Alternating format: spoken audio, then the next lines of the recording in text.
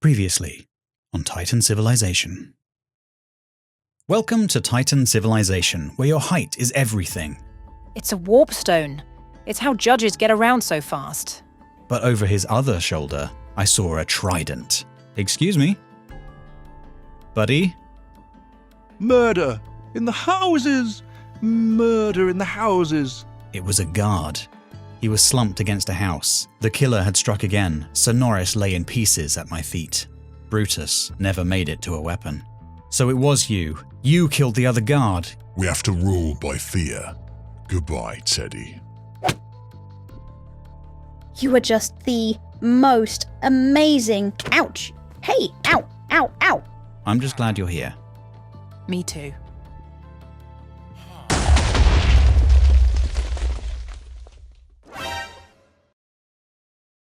Well, a lot happened overnight in the aftermath of the meteor. The park was half destroyed, leaving a big crater. There's no sign of Henrietta. I know she was a creepy stalker, but she didn't deserve that. A team of scientists has moved in, sealing off the park to study the remains of the meteor. They've set up a research station in the house where all the bodies were left. Which reminds me, Nobi used the bodies to grow bigger. He said he wanted to be stronger so he can help defend Titans if anything like this ever happens again. And after he talked with the rest of the guards, he awarded me and Eva with some height for services to Titan Civilization. So now I've been moved up to one of the medium-sized houses, and I kept Brutus's camera to make recordings like this. But after the massacre last night, I decided to get that trident to defend myself. No distractions this time. I bypassed the sealed-off park and went straight to the love-struck villager. Hi. Hey. Oh, sorry. Hi there. What can I do for you? Is that trident for sale? It can be. For the right price, of course. The villager then looked back across the market and went stargazy again. Hey, no, stop that. Oh, sorry. I am very distracted, aren't I? It's just... I can't get her out of my head. Here we go. Hey, maybe you could help me talk to her. You're good at talking. Good at talking? What are you on about? Well, you're always talking with that Eva girl. Yeah, we're just friends. What about Henrietta? She was a stalker. Killer Kerry? An assassin who apparently owes me a favor. I don't think I'm the right person. No, you are. And if you help me, I'll give you the trident for free. It was a tempting offer, but I still wasn't sure I could really help. And I'll have a look at that cracked warp stone. See if I can make it a bit more reliable for you. Now that was interesting. I guess it was worth a shot. Alright, deal. So, do you have anything in common with her? Well, I know we both like walks, and naps. Oh, and food. Okay, well, why don't you go and ask if she fancies a bite to eat?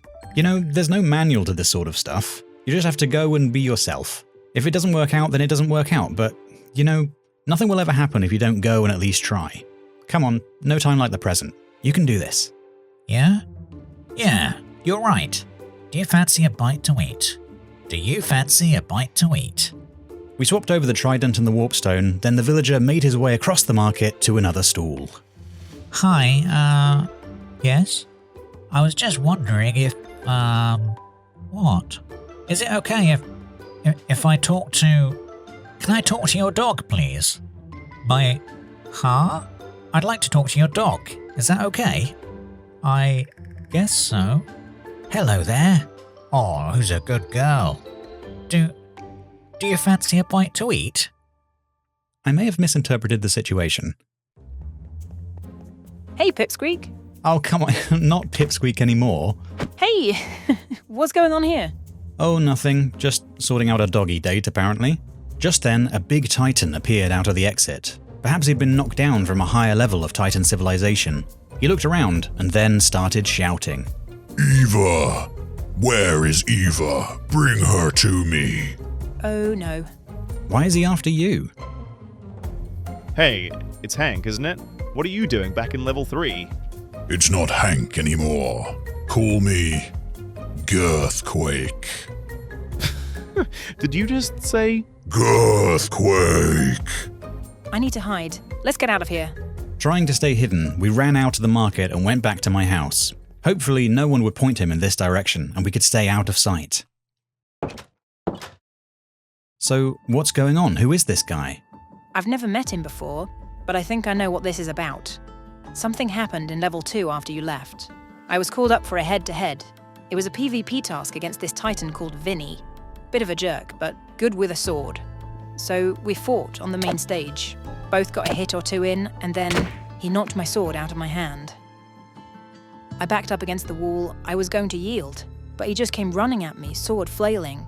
I could see it in his eyes. He was going to kill me, so on the wall next to me there was a spear.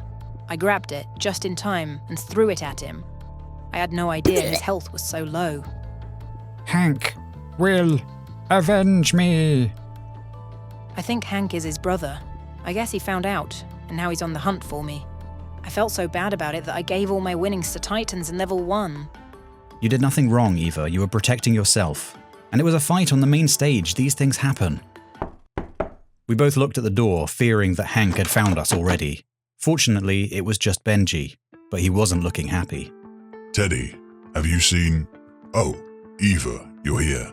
Look, I've talked with, Girthquake, and I've warned him to stay away from you. I don't think he'll attack you while I'm around.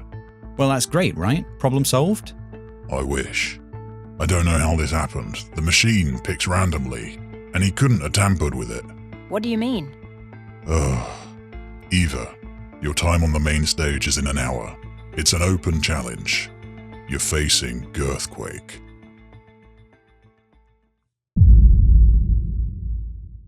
We spent the next 20 minutes discussing what we were going to do.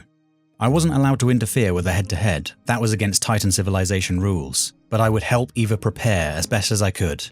Before Benji had left, he'd given us an idea. He's bound to use the open challenge as an opportunity to attack you, so you need to be able to withstand his massive sword. Well, you know Sir Norris. He kept his knight armor in a sealed-off, guarded room beneath his house. If you can get that before the head-to-head, I think you'll have a chance. He showed us pictures of this secret room. It was guarded by an iron golem. There was a face scanner to open one door, a password to open another door, and then a pressure-detecting floor.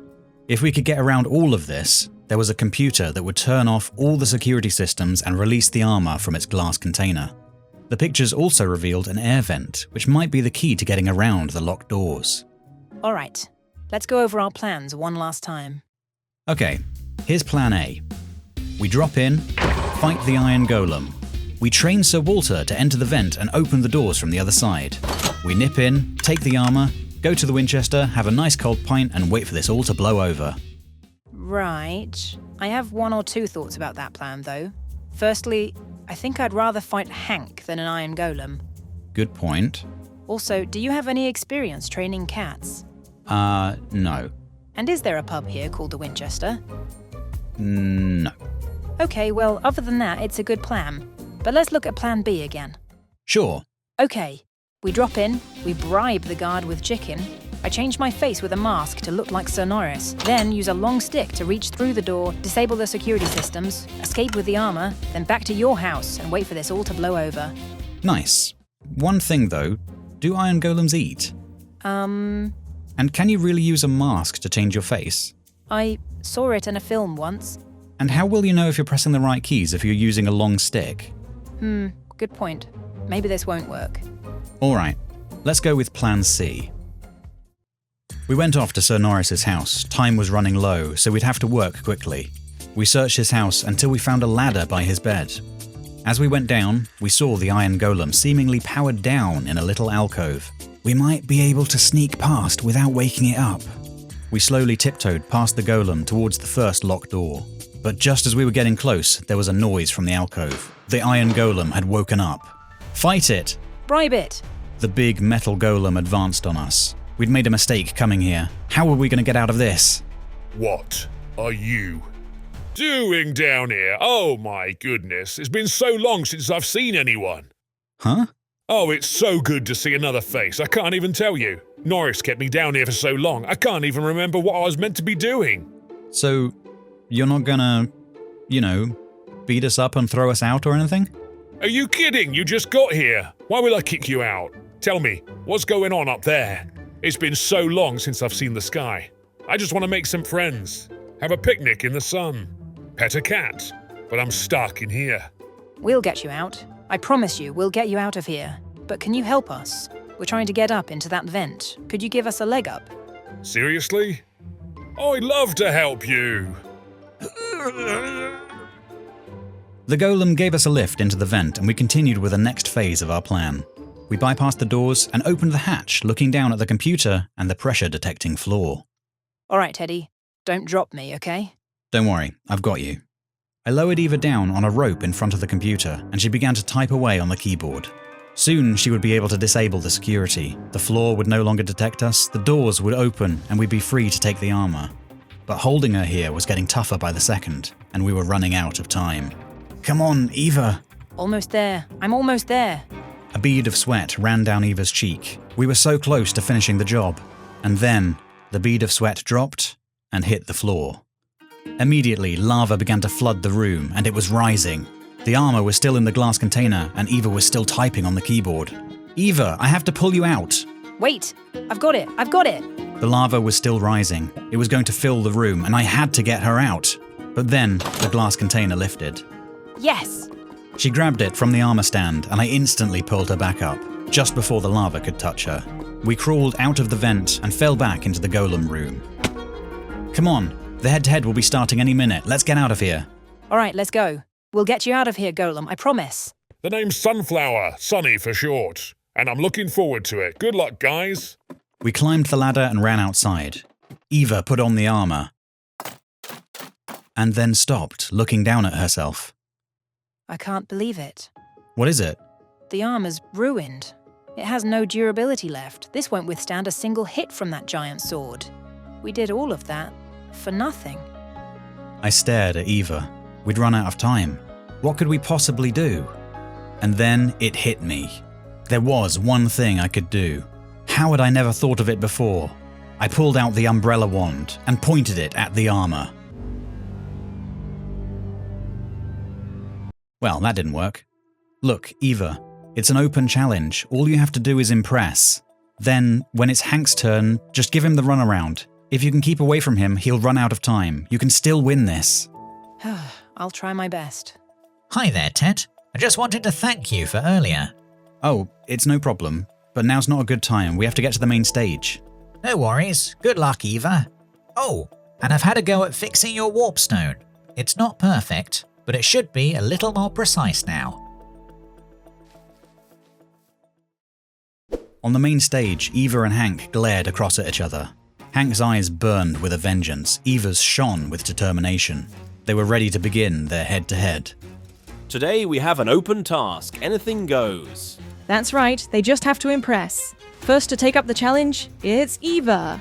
Eva rifled through items in a chest. Perhaps she'd chosen to build something. She walked into the center of the stage and began to place a few doors. Now, what do you suppose this is going to be? Is it a cupboard? I'm not sure. Eva finished placing the blocks and then stepped inside the compartment she'd made.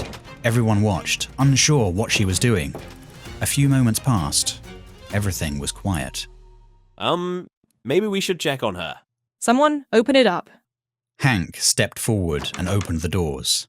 What? She's gone. It's a disappearing act. How? How has she done that?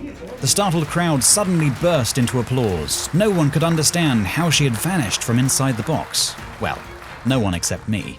Eva climbed up the ladder back onto the main stage, just in time to receive her score. She had done brilliantly. All she had to do now was survive against Hank. He pulled out his giant sword, ready to attack. And now it's time for our other competitor. Do I have to say this? That's what he wants to be called. Okay then. The self-proclaimed Girthquake. It looks like it's going to be a fight, and we're adding a rule for this contest. If anyone is knocked out of the arena, they will lose. Hank shot forward. He wouldn't get another chance like this, so he wasted no time. But Eva was quick off the mark too, dodging to the side, trying her best to stay out of Girthquake's long reach. It was a nail-biting contest. I almost couldn't watch, but I didn't dare to take my eyes off the fight. Eva is doing well to stay out of range. A good choice considering the big size difference. If Girthquake can't land a hit, he won't be winning this head-to-head. But if he did land a hit, I think everyone knew it would all be over. Just then, something real bad happened. Oh, that was a burst of speed, and now Eva finds herself trapped in the corner. If I were her, I'd honestly jump off the edge of the arena and take the loss. Maybe she should jump off. Or she could use the warp stone, but how accurate was it now? If she ended up off the main stage, she'd lose. Hank pushed her right back into the corner, nowhere to run. Then, he leapt into the air, his sword ready to plummet down upon his target. What a huge jump. This isn't going to be pretty. Eva looked up as Hank crashed down towards her. So, that's why he's called Girthquake.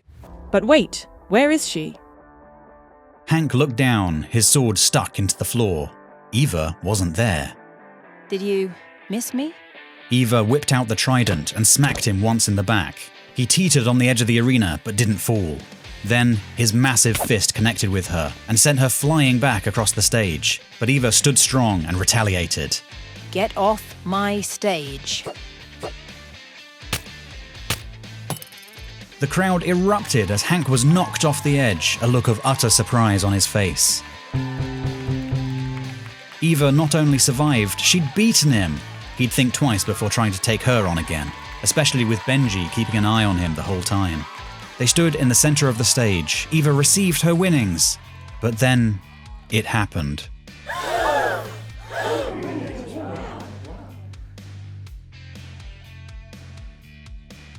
What? Eva,